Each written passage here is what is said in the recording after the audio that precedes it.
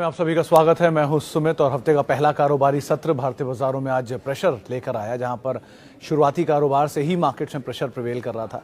Last hour में एक pull back जरूर इंडेक्स के अंदर देखने को मिला, लेकिन फिर भी जो बिकवाली थी वो जरूर देखने को मिली across the board. First half में जो बिकवाली थी उसके हिसाब से इंडेक्स करीब 1%, 1.5% के आसपास तक का डिप दिखा रहा था, specially Nifty mid cap small cap में। और लास्ट आवर में एक बाइंग आई थी जिसकी वजह से 17,000 के ऊपर आप वापस पहुंचते हुए दिखाई पड़े, लेकिन फिर भी आज अक्रॉस द बोर्ड प्रेशर था। तो निफ्टी बैंक 1% नीचे, PSU बैंक पौने 2% नीचे, IT 1.5% के आसपास का फॉल आज के सत्र में वहां आता हुआ दिखाई पड़ा। प्रेशर था आज मेटल स्पेस में, और मेजर प्रेशर सबसे ज़्यादा जो था वो मेटल स्पेस में ही आता हुआ दिखाई पड़ा। इसके अलावा pharmaceutical space flat to negative side पर जाकर बंद होता दिखाई पड़ा। अच्छी थी FMCG में आज चाल, HUL तेजी में कामकाज कर रहा था, गोदरेज कंज्यूमर इनफैक्ट नए हाइस पर पहुंचता हुआ दिखाई पड़ा। और प्रेशर था और NBFC स्पेस में 1% के आसपास का, ऑटो स्पेस में करीब 1% के आसपास की बिकवाली बनते हुए दिखाई पड़ी। लेकिन मेजरली जितने एग्रेसिव सेक्टर्स हैं, बैंक्स, मेटल, रियल्टी, ऑटो, सब में आज across the board sell off था। और स्पेशली कैश मार्केट के स्टॉक्स में या मिड कैप स्मॉल कैप में ये जो बिकवाली थी ज़्यादा इंटेंस आपको दिखाई पड़ेगी। स्टॉक स्पेसिफिक्स अगर बात की जाए तो आज न्यूज़ फ्लोज थे, और न्यूज़ फ्लोज का इम्पैक्ट अलग अलग स्टॉक में। एक ब्लॉक हुआ था HDFC AMC में, उस ब्लॉक का इम्पैक्ट वहाँ पर आता हुआ दिखाई पड़ा। कुछ बड़े फंड्स की तरफ से बिकवाली हुई है अभी, लेकिन कंफर्मेशन शाम तक आता हुआ दिखाई पड़ेगा। इसके अलावा ओवर वीकेंड जो न्यूज़ फ्लोज थे उनका इम्पैक्ट ब्रोकर हाउसेस की तरफ से जो PB फिनटेक जैसी रिपोर्ट्स जो आई थी उनके आधार पर वहाँ पे एक इम्पैक्ट रहा। लेकिन आज मेजरली जो प्रेशर आपको दिखाई पड़ेगा वो था बैंक्स में, जिसमें हैवी वेट सारे कोटक, HDFC, कोटक में इनफैक्ट माइल्ड पुल बैक था, लेकिन इंडसइंड, HDFC, ICICI ये ज़्यादा मेजर प्रेशर में थे। रिलायंस जो कि नए प्रेशर में या फिर नए लोज के आसपास वो भी काम काज कर रहा है, वहाँ पर भी प्रेशर बनता हुआ दिखाई पड़ा। बाइंग थी आज OMCs में, पूरा ऑयल एंड गैस स्पेस, चाहे तो HPCL, BPCL, गेल, ये कुछ ऐसे नाम जो कि बढ़िया तेज़ी के साथ काम काज कर रहे थे। OMCs के अलावा जो आज अच्छा मूव था वो था गोल्ड फाइनेंसिंग कंपनियों में। मुथूट जो कि आज F&O का भी टॉप गेनर में शुमार था, करीब 3% के आसपास की तेज़ी वहाँ देखने को मिली। आज के की हाईलाइट में एक बड़ा हाईलाइट गोल्ड भी था। 60,000 के लेवल्स गोल्ड ने पार किए और करीब 11-12% का रिटर्न इस साल अब तक गोल्ड दे चुका है अपने एसेट क्लास, बाकी एसेट क्लास के कंपैरिजन में। तो बिटकॉइन और गोल्ड इस बार आउट परफॉर्म कर रहा है सो फार। तो ये एक और आज का की हाईलाइट था जिसके दम पर इंडेक्स में आपको एक रिएक्शन देखने को मिलेगा। तो मुथूट फाइनेंस, मन्नापुरम फाइनेंस, उसी के दम पर ही यहाँ पर अच्छे मूव आते हुए दिखाई पड़े। लेकिन ओवरऑल एक नेगेटिव सेशन, जबकि भारतीय बाजारों में शुरुआत कमज़ोर थी, प्रिवेल रही कमज़ोरी, और लास्ट आवर तक आते आते स्लाइटली पुल बैक, जिससे कह सकते हैं एक लास्ट आवर बाउंस जो था वो ज़रूर इंडेक्स में देखने को मिला, जिसके दम पर थोड़ा बहुत मूव इंडेक्स जो है वो लास्ट आवर में करता हुआ दिखाई पड़ा। दोस्तों, अगर आप बाज़ार में अपना पैसा इन्वेस्ट करना चाहते हैं तो अभी जुड़े एंजल ब्रोकिंग के साथ में, क्योंकि यहाँ आपको मिलती है एक अच्छी एडवाइस और भरोसेमंद सर्विस, और यहाँ अकाउंट ओपन करना भी है बिल्कुल फ्री ऑफ कॉस्ट। तो आज ही जुड़े एंजल ब्रोकिंग के साथ में, अकाउंट ओपनिंग लिंक डिस्क्रिप्शन में है, आज ही अपना अकाउंट ओपन कराएं।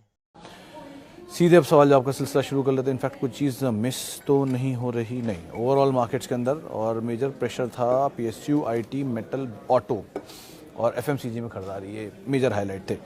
सवाल जवाब का सिलसिला भी अब शुरू कर लेता हूँ, कुछ सवालों को शामिल कर लेता हूँ। पहला सवाल जो मेरे पास आया है,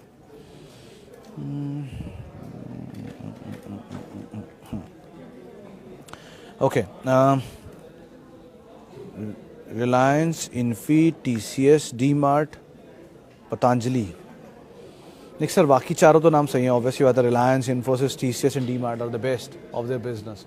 आपका पोर्टफोलियो लॉन्ग टर्म का है, आप पोर्टफोलियो में लंबी अवधि के लिए निवेश करना चाहते हैं और आप लीडर ढूंढ रहे हैं, तो चारों ही लीडर हैं, इन्फोसिस भी, TCS भी, रिलायंस भी ऑब्वियसली, और DMart भी। चारों में क्वालिटी को लेकर तो ऐसा कोई इशू नहीं है, बट टाइम थोड़ा ले सकता है, तो उसके लिए कोई प्रॉब्लम है नहीं, क्योंकि अगर आप लॉन्ग टर्म के इन्वेस्टर हैं।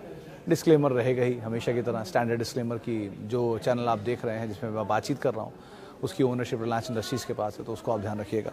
अब रही बात पतंजलि की, तो पतंजलि केस में सर एक चीज़ का ही ध्यान रखिएगा, आज जो पतंजलि का लो है 860 के आसपास का लगा था एक बार, क्योंकि टूटा है, उसके नीचे क्लोजिंग दे देगा, लेकिन लास्ट आवर तक आते थे 870-72 भी देखा था मैंने, पता नहीं क्लोजिंग कहाँ हुई, लेकिन 865, 868, 870 इसी रेंज में घूमता रहा है। और 3 दिन के हैवी सेल ऑफ के बाद थोड़ा स्टेबल होना चाहिए इन लेवल्स पे आके। सो अभी तो कुछ नहीं कह सकते, कि अभी तो मार्केट में ओवरऑल ही सेल ऑफ चल रहा है।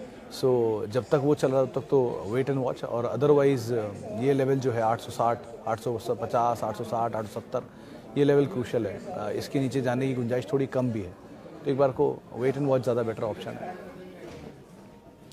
इसके मार्केट में क्या लेना चाहिए without all sector top leaders, without all sectors top leaders company, इस मार्केट में क्या लेना चाहिए विदाउट ऑल सेक्टर्स टॉप, मैं समझा नहीं पटेल साहब, लेकिन क्या लेना चाहिए without all sector without all leader, जब मार्केट में इतना टर्मोइल हो और आपको कुछ समझ में ना आ रहा हो तो हमेशा लीडर इसलिए बोलता हूँ ताकि कैपिटल बचा रहे, क्योंकि कैपिटल प्रोटेक्शन सबसे की होता है मार्केट में, और अगर आप कैपिटल प्रोटेक्शन नहीं कर पाएँ तो वैसे ही सिचुएशन बहुत ख़राब होगी।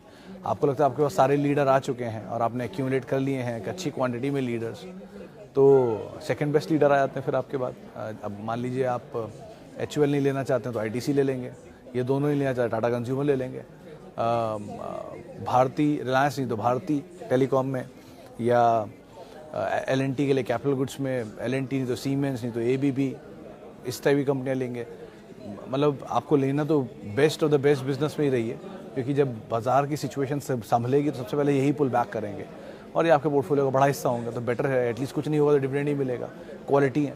तो इसीलिए आपको बार बार बोलता हूँ लीडर लीजिए, अच्छी कंपनियाँ लीजिए, प्रमोटर अच्छे होने चाहिए, प्रोडक्ट अच्छा होना चाहिए, एटलीस्ट सिचुएशन में वो बहुत हेल्प करते हैं, आपके पोर्टफोलियो को संभाल के रखेंगे लॉन्ग टर्म में, एटलीस्ट आप अगर निवेशित है तो।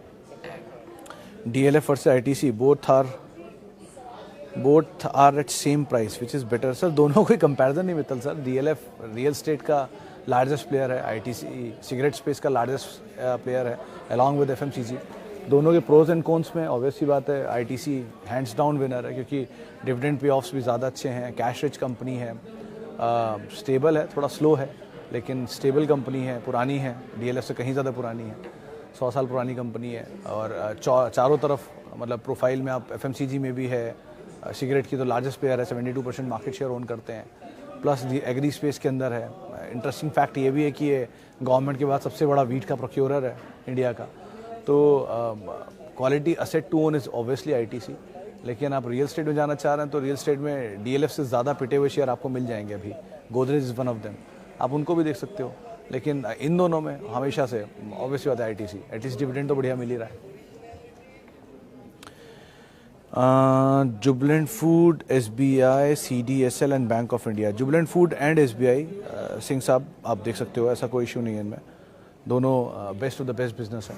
SBI के नंबर्स भी लास्ट क्वार्टर के बहुत अच्छे आते हुए दिखाई पड़े थे। जुबलेंट के केस में ये क्वार्टर के अंदर काफ़ी इवेंटफुल चीज़ें रही हैं, वो इनके 100 स्टोर्स पूरे हुए पॉपॉइज़ के, प्लस जो नए स्टोर्स इन्होंने चेन्नई में खोले हैं वो भी इनके लिए कामकाज कर रहे हैं। रिसेंटली मैनेजमेंट अपनी कई कमेंट्री भी दी है अगले 1 साल 2 साल के लिए, मैनेजमेंट रीशफलिंग भी हुई है, नया मैनेजमेंट आए हैं, देखते हैं कैसे काम करते हैं उस पर। सो इवेंट तो काफ़ी कुछ हुआ है जुबलेंट में, और प्राइस वाइज भी बीट एंड डाउन है, 800 850 रुपये का शेयर टूट के 400 रुपये की रेंज में मिल रहा है, साल के लोज के आसपास है। सो बेटर प्राइस पोजीशनिंग तो इन दोनों की दिखाई पड़ रही है। PSU में क्या आप ऑलरेडी SBI देख रहे हो, सो बैंक ऑफ इंडिया को अवॉइड करो जब SBI देख रहे हो तो ये दोनों एक अच्छे प्रेफरेबल बेट हो सकते हैं। अगर पब्लिक की होल्डिंग कम हो रही है और FI की DI की होल्डिंग बढ़ रही है तो क्या करना चाहिए उस कंपनी में, like JSW steel? Siddharth sir और इसको फर्दर समझना पड़ेगा, क्योंकि देखिए पैटर्न अलग अलग होता है। मल्टीनेशनल कंपनीज में मेजरली 75% प्लस होल्डिंग रखते हैं, 75% प्लस तो हो ही नहीं सकती क्योंकि सेबी का नॉर्म है मिनिमम शेयर होल्डिंग का। सो 75% प्रमोटर होल्ड कर रखते हैं ताकि वो जो भी मिनिमम नॉर्म पब्लिक को देना है वो फॉलो करते हैं। 25% पब्लिक में, 75% उनके पास, तो छोटी इक्विटी और उसमें भी उनके पास ज़्यादा holding. Then comes those companies जिनमें एक एवरेज होल्डिंग होती है, जैसे JSW स्टील ब्यूटी में आती है 50-60%, TCS, रिलायंस, इनके अंदर जहाँ पे मेजर होल्डिंग प्रमोटर के पास होती है। उस केस में कुछ होल्डिंग बटी हुई होती है DIs एंड FIs के पास। DIs FIs होते हैं जो बाहर के फंड और इंडियन फंड उसमें पोजीशन लेकर रखते हैं, यानी कि मेजर दोनों को आप जोड़ लीजिए, तीनों को जोड़ लीजिए, प्रमोटर, DIs, FIs, इन तीनों को जोड़ने के बाद जो बची होल्डिंग है वो पब्लिक के पास जाती है। जिस भी कंपनी में पब्लिक होल्डिंग ज़्यादा होगी, प्रमोटर होल्डिंग कम होगी या फंड होल्डिंग कम होगी, DIs FIs की होल्डिंग कम होगी और प्रमोटर की पब्लिक की होल्डिंग ज़्यादा होगी, वहाँ हमेशा रिस्क होता है डिस्ट्रीब्यूशन का। एग्जाम्पल के तौर पे वोडाफोन या ऐसे रिलायंस इंफ्रा, रिलायंस कम्युनिकेशन, जहाँ प्रमोटर की होल्डिंग ही बहुत मिनिमम है और मेजर होल्डिंग माफ़ी जिनमें पब्लिक की होल्डिंग मेजर है और प्रमोटर की होल्डिंग बहुत नेग्लिजिबल है। इन कंपनियों से पैसे दूर रहना चाहिए, क्योंकि वहाँ सब कुछ तो पब्लिक के पास ही है, ओनरशिप किसके पास जाएगी? जोमेटो इज अमंग देम, उसमें भी आता है। लेकिन जहाँ प्रमोटर की ओनरशिप है, जैसे TCS, जैसे रिलायंस, जैसे ऑल क्वालिटी बैंक्स, इनमें प्रमोटर की होल्डिंग्स हैं, बड़ी होल्डिंग, सब्सटैंशियल होल्डिंग। या ITC केस में आपको दिखाई पड़ेगा 100% होल्डिंग नहीं है उनकी, लेकिन वहाँ फंड के पास सारी होल्डिंग है। सो इन्फोसिस, ITC, एक वो नाम L&T, जिनमें फंड के पास होल्डिंग है। L&T तो एक बहुत ही इंटरेस्टिंग केस है होल्डिंग के मामले में, क्योंकि वहाँ तो सारी इंप्लॉयज़ के पास होल्डिंग है। सो ऐसे अलग अलग होल्डिंग का स्ट्रक्चर होता है, तो एक बार में मैं समझा नहीं सकता वो कि इसके लिए क्या अच्छा है। लेकिन ये मान लीजिए पब्लिक के पास जहाँ होल्डिंग ज़्यादा हो जाएगी वहाँ रहना ठीक नहीं है, वहाँ से निकल जाना ज़्यादा बेटर है। I have Reliance, TCS, HDFC Bank in my core portfolio. I have 500 share of all these three stocks. Good, yaar. Anil ji, very nice. I'm buying these stocks since 220 times. Please add one more stock because I'm highly confused for the fourth. आपके पास IT major, sir 3 नाम तो आपने better ले ही रखे हैं, Reliance, TCS and HDFC bank. ICICI bank ले सकते हैं अगर आप बैंक चाह रहे हैं तो। अगर आप बैंक नहीं चाह रहे हैं, FMC चाह रहे हैं, तो HUL का एक नाम आ सकता है। आपको लग रहा है कि वैसे ये 4 नामों पे भी खाली फोकस करना ठीक नहीं है, क्योंकि आप टू बिग के साथ टू मच हो।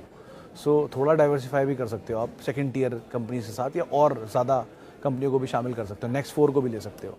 सो एक अच्छी क्वालिटी पोर्टफोलियो आपने बिल्ड किया हुआ है ऑलरेडी, और मुझे 100% श्योर हूँ कि आपके दाम के वो नीचे शेयर नहीं आए होंगे। बट स्टिल अगर आप लेना चाहते हो तो आप और अच्छे बिजनेसेस को एंटर कर सकते हो जो रीजनेबल दाम पे आपको मिल जाए। मिसाल तौर पे फार्मा आपके पोर्टफोलियो में मिसिंग है, आप उसे डाल सकते हो। आपके पोर्टफोलियो में FMCG नहीं है, आप उसे डाल सकते हो। IT में आपने TCS ले रखा है तो इन्फोसिस की ज़रूरत नहीं है। इसके अलावा बैंक्स में से एक HDFC बैंक है, चाहो तो SBI या ICICI बैंक को ले सकते हो। PSU बैंक भी आ जाएगा एक ICICI SBI के ज़रिए। सो मिक्स एंड मैच की ज़रूरत है। और रही बात ये 3 में ही नहीं, आप इसमें और बढ़ा सकते हो, 7-8 भी कर सकते हो, कुछ क्वालिटी मिड कैप भी शामिल कर सकते हो। तो डाइवर्सिफिकेशन थोड़ी ज़रूरत है, तो उसको आप ज़रूर ऐड करिएगा। लेकिन आप सही दिशा में सो फार दिखाई पड़ रहे हो, एटलीस्ट क्वालिटी ऑफ स्टॉक्स के मामले में। तो CSC डिविडेंड, मैंने सर इसका डिविडेंड देखा नहीं है, क्योंकि ये 4-4.5 रुपये डिविडेंड 70 का शेयर पे आपको इसलिए दिख रहा है कि इसमें एक एडजस्टमेंट हुआ था, तो वो पिछले साल के डिविडेंड को देख रहे हो आप एडजस्टेड दाम के ऊपर, तो इसलिए यील्ड बेटर दिख रही है। एक बार मैं क्रॉस चेक कर लेता हूँ कि इतनी यील्ड है कि नहीं। अगर इतनी यील्ड है तो मुझे दिख जानी चाहिए थी, लेकिन मेरे ख्याल से इतनी यील्ड है नहीं, क्योंकि 4.5 रुपया का डिविडेंड और 70 रुपये का शेयर का मतलब हो गया करीब 8% की यील्ड। अगर इतनी है तो वेल एंड गुड है, लेकिन इससे बेटर आपको अगर 8% का यील्ड देखना है तो गुड ईयर देख सकते हो, वो भी अच्छी यील्ड है। 8-9% की यील्ड वहाँ मिल जाती है। बाकी शेयर प्राइस अभी देखा नहीं, क्योंकि लास्ट मैंने 900 रुपये देखा था और 90 रुपये डिविडेंड है, तो उसको आप देख सकते हो एक बार को। डिविडेंड के लिए खाली प्योर प्ले डिविडेंड है उसमें, तो डिविडेंड वाले स्टॉक्स में अगर आप जाना चाह रहे हो तो ये 2 नाम हो सकते हैं। लेकिन बाकी CSC में क्रॉस चेक कर लूँगा इतनी यील्ड है कि नहीं। आपको कंफ्यूज नहीं होना चाहिए कि उन स्टॉक्स में जिन्होंने पिछले साल डिविडेंड दिया उसके बाद बोनस आ गया तो उनकी इक्विटी डाइल्यूट हो गई, शेयर का दाम नीचे आ गया, अब वो बोनस वो नहीं देंगे, अब वो नए भाव के हिसाब से डिविडेंड यील्ड बनेगा ना उनका, इसलिए उसमें कंफ्यूज मत होइएगा please. How soon this sentiment will recover, no idea Saurabh sir, मैं क्या ही बताऊँ कि कहाँ रिकवर होगा। बट एक दाम पर आके कहीं स्टेबल होना चाहिए मार्केट, और वो साइन मिड कैप में तो मुझे दिखते ही हैं, क्योंकि एज सच तो इतनी बिकवाली के बाद बहुत सारे शेयर हैं जो रीज़नेबल दाम पर है। मैं अभी भी बैठा कुछ काम कर ही रहा था, अगेन शीटें बनाते रहता हूँ बैठे बैठे, तो एक और शीट बना रहा हूँ कि वो स्टॉक जो नए लोज काट रहे हैं लेकिन उनकी अर्निंग किस तरह से पोजीशनड है।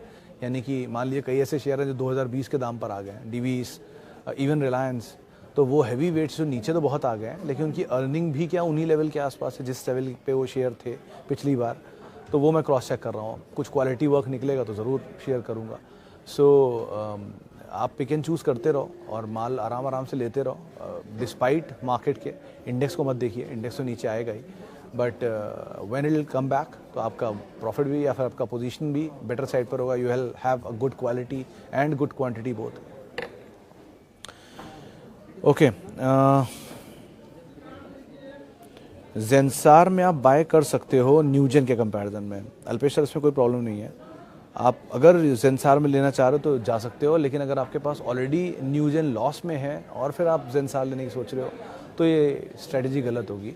आप होल्ड कर लो न्यूजेन को, जेंसार को नया पोजीशन ऐड कर लो एंड वेट, जैसी न्यूजेन ऊपर मिले तो आप पूरी पोजीशन से एग्जिट कर सकते हो। बट जेंसार आउटराइटली बाय किया जा सकता है, लेकिन न्यूजेन के केस में आप लॉस मत बुक करना।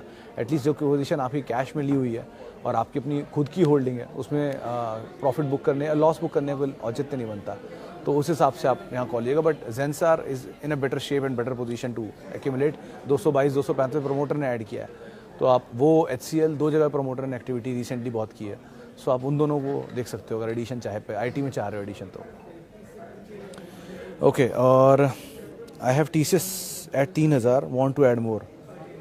प्रसन्नजीत सर, अगर आपकी क्वांटिटी पूरी नहीं है तो आप थोड़ा थोड़ा ऐड कर सकते हो, बट ये ध्यान रखना कि आपकी एवरेज ऊपर ले जाएगा ये 1, बट आपका नंबर ऑफ क्वांटिटी बहुत छोटा होना चाहिए ताकि अगर ये कभी 3000 या 3000 के नीचे मिल जाए तो आप और ऐड कर पाओ। इस हिसाब से सोचना। मैनेजमेंट फेरबदल है, कंसर्न्स भी कुछ उठाए हैं बाजार ने इस पर, but still under the guidance of N Chandra and TCS Tata Sons, so बहुत कुछ फेरबदल होगा नहीं। सो ठीक है, आप आराम से पोजीशन ऐड करो। बड़ा शेयर है, थोड़ा टाइम लगेगा मूव करने में, लेकिन वेल मूव तो अच्छा मूव भी आएगा। बजाज फाइनेंस के केस में सर एक ही डाउट है मुझे कि जिस तरह से इतनी बड़ी तेज़ी इसने दिखाई है विद टाइम, 57% का एवरेज जिसकी मैं हर बार बात करता हूँ, वो एवरेज को ये मेंटेन कर पाएगा या नहीं, आई डाउट इस ग्रोथ की रफ्तार को। इसका मतलब ये नहीं कि बजाज फाइनेंस चलेगा नहीं, चलेगा तो, लेकिन the intensity of run would be less, क्योंकि इतनी बड़ी तेज़ी ऑलरेडी दिखा चुका है। तो साइमल्टेनियसली साइडवेज, रेंज बाउंड और छोटे रिटर्न्स, इनके बीच में कहीं घूमता हुआ दिखाई पड़ेगा। सो आप उस हिसाब से यहाँ पे कॉल लीजिएगा बजाज फाइनेंस के केस में। जो एक ड्रीम रन ये ऑलरेडी दिखा चुका है, वो इंटेंसिटी कम नहीं होगी, लेकिन हाँ इस लेन पे जहाँ आप लेने की सोच रहे हैं, यहाँ आप ले तो सकते हो। थोड़ा थोड़ा पोजीशन ऐड करना, बहुत बड़ी क्वांटिटी में मत जाना, क्योंकि बाजार एक बड़ी फॉल दिखा चुका है, तो एक अच्छा टाइम मिल गया है आपको। लेकिन अब ये फॉल कितने हद तक कंटिन्यू करेगा ये कहना मुश्किल है, इसलिए बेटर ये कि जब फॉल नहीं पता है तो थोड़ा थोड़ा ऐड करते रहिए, क्या दिक्कत है।